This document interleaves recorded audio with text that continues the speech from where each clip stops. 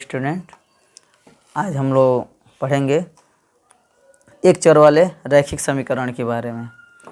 तो सबसे पहले हम जानेंगे कि एक चर वाले रैखिक समीकरण होता क्या है। चूँकि ये देखिए आगे जैसे जैसे आप पढ़ते चलेंगे, ये चूँकि ये क्लास 8 का मैथ पढ़ाने जा रहा हूँ, 2.5 का क्वेश्चन सॉल्व कराऊँगा। उसके पहले जो इसके जो फार्मूले हैं वो चीज़ मैं बताऊँगा, ठीक। तो इसको जानने से पहले हमको कुछ चीज़ें जान लेनी पड़ेंगी। जैसे जो एक चर वाले रैखिक समीकरण है वो आपको 7 से स्टार्ट होता है, तो ये 7th के लिए भी इम्पोर्टेंट है, 8, 9th और 10th के लिए। तो एक बार इसको ध्यान से पढ़िए आप लोग और ये आपको समझ में आ जाएगा। तो मैं बताऊंगा एक चर वाले रैखिक समीकरण होता क्या है। तो पहले इसके परिभाषा के बारे में हम लोग जानते हैं। तो देखिए, होते हैं एक चर वाले रैखिक समीकरण वे समीकरण होते हैं जिनमें केवल एक चर होता है और जिसका रूप ax + b = 0 होता है। इसमें a और b कोई भी दो वास्तविक संख्याएं होती हैं और x एक अज्ञात चर होता है। इस समीकरण का केवल एक ही हल होता है, ठीक। मतलब जो भी एक चर वाला रैखिक समीकरण होते हैं उसका एक ही हल प्राप्त होता है। वो कैसे होता है अभी मैं हल करके बताता हूँ। तो ax ये इसका मानक समीकरण होता है, ax + b = 0, ठीक। ax + b = 0 होता है जहाँ a और b दोनों वास्तविक संख्याएं होती हैं, वास्तविक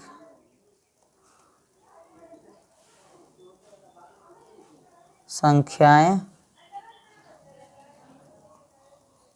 होती हैं, वास्तविक संख्याएं होती हैं और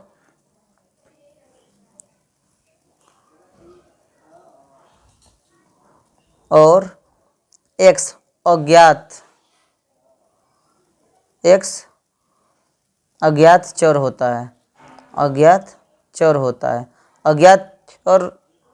है। इसका मतलब क्या हुआ कि अज्ञात रहता है और इसी का वैल्यू हमको ज्ञात करना होता है। जैसे मान लीजिए कि एक एग्जाम्पल मैं यहाँ पे लिख दूँ, 3x + 2 = 0 है। तो ये एक चर में रैखिक समीकरण है। तो यहाँ पे तीन जो है वो a है और जो 2 है वही b है। अब x हमको यहाँ पे अज्ञात है और इसी का वैल्यू हमको ज्ञात करना होता है, ठीक है।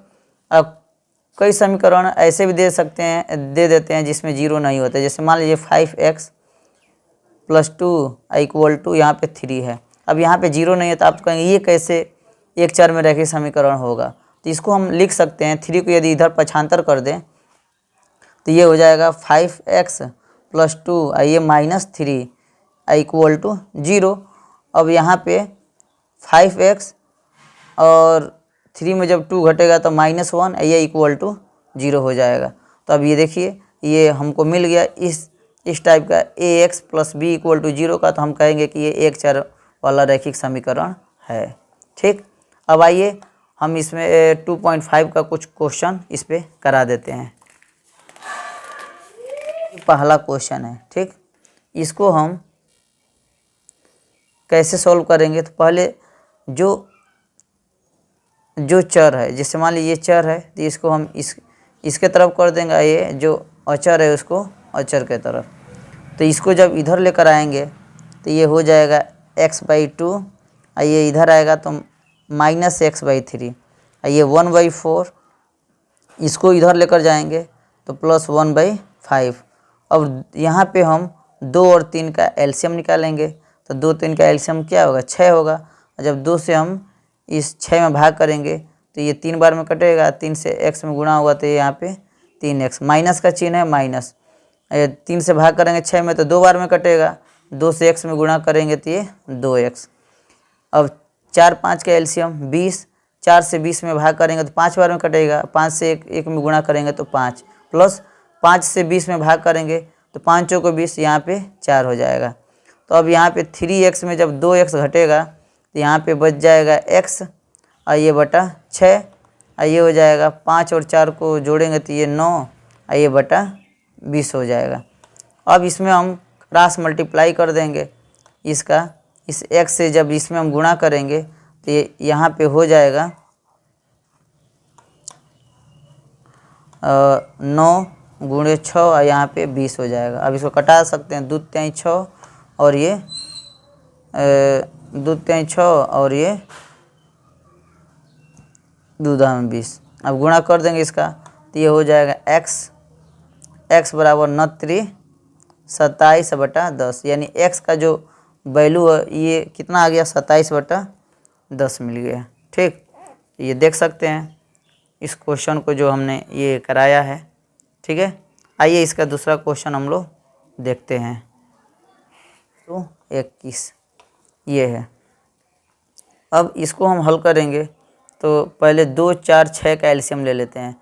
तो 2 4 6 का एलसीएम 12 आएगा। एलसीएम तो आप लोग आता ही होगा, एलसीएम यानी लघुत्तम समापवर्ती। जब 2 से हम 12 में भाग करेंगे तो ये 6 बार में कटेगा। तो 2 से जब 12 में भाग करेंगे तो 6 बार में कटेगा। तो 2 6 के 12, यहाँ पे हो जाएगा 6n। माइनस है, माइनस अब 4 से 12 में भाग करेंगे तो 4 3 12, 3 बार में कटेगा। और 3 से इस 3 में गुणा होगा तो 3 3 9, प्लस का चिन्ह है प्लस। 6 से भाग करेंगे 12 में तो 6 दूना 12, ये 2 5 10 n हो जाएगा। ये हो जाएगा 21। अब हम इसमें क्रॉस मल्टीप्लाई कर देंगे तो ये हो जाएगा, पहले इसको जोड़ लेते हैं। तो 6n और ये 10, तो ये जोड़ेंगे तो ये 16n और माइनस 9n, ये हो जाएगा 21 गुणे 12। अब 16n में 9n यदि घटाएंगे तो यहाँ पे बच जाएगा, ये हो जाएगा 21 गुणे 12।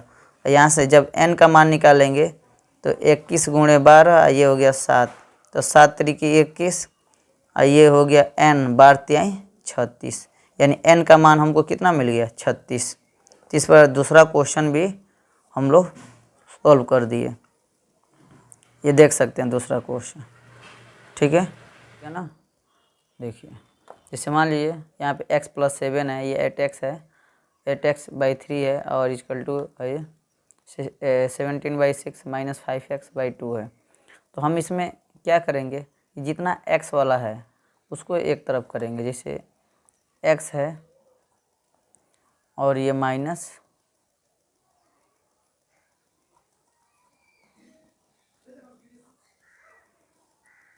8x, अब ये भी x से माइनस इधर आ जाएगा तो ये प्लस 5x/2। अब यहाँ पे 17/6 है, इसको जब प्लस से इधर ले जाएंगे तो ये माइनस हो जाएगा। ठीक, आइए फिर आगे देखते हैं। अब हम क्या करेंगे, इसका एलसीएम निकालेंगे। तो 2 3 का एलसीएम 6 होगा, 2 3 का एलसीएम 6। यहाँ पे 1 मान लेते हैं तो 1 से 6 में भाग करेंगे तो 6 बार में कटेगा। 6 से x में गुणा करेंगे तो 6x, माइनस 3 से जब 6 में भाग करेंगे तो 2 बार में कटेगा। 2 से 8 में तो 2 8 16x, और 2 से 6 में भाग करेंगे तो 2 3 6, यानी 3 5 15x इक्वल टू, अब इसका हर एक है तो 1 6 का एलसीएम 6।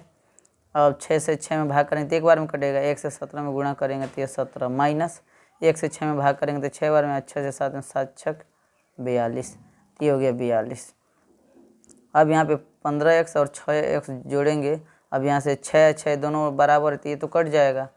अब हम क्या करेंगे कि इस 15x और 6x को जोड़ेंगे, या 6x + 15x ये माइनस 16x, और यहाँ पे हम घटा देंगे इसको तो 42, 12 में 7 जाएगा तो 5 बचेगा, यहाँ बचा 3, और 3 में 1 जाएगा तो -2। ठीक, अब यहाँ पे 15 और 6 जोड़ेंगे तो ये हो जाएगा 21x, और ये हो गया 16x, ये हो गया -25।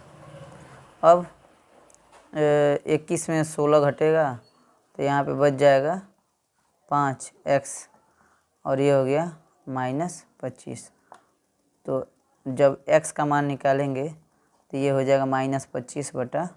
तो 5 से 5 में भाग कर देंगे तो 5 से ये 25 5 बार में कटेगा, तो यानी हम कह सकते हैं कि x बराबर -5।